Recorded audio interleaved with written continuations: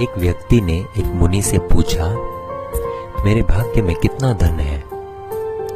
मुनि ने जवाब में कहा, 1 रुपया रोज तुम्हारे भाग्य में है। व्यक्ति बहुत खुश रहने लगा। उसकी जरूरतें 1 रुपये में पूरी हो जाती थी।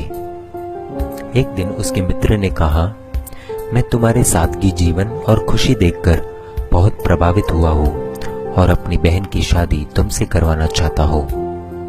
उस व्यक्ति ने कहा, मेरी कमाई 1 रुपया रोज की है, इसको ध्यान में रखना, इसी में से ही तुम्हारी बहन को गुजारा करना पड़ेगा।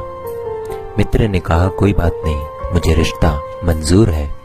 अगले दिन से उस आदमी की कमाई 11 रुपया हो गई।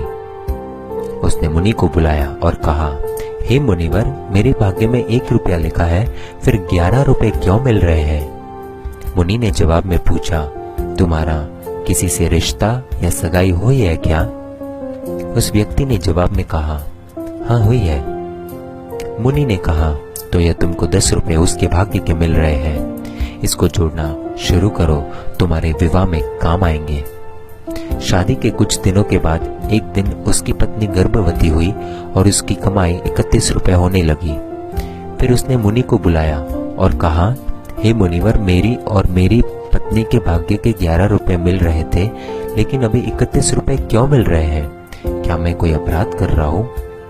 मुनिवर ने कहा, यह तेरे पुत्र के भाग्य के 20 रुपए मिल रहे हैं। हर मनुष्य को उसका भाग्य मिलता है।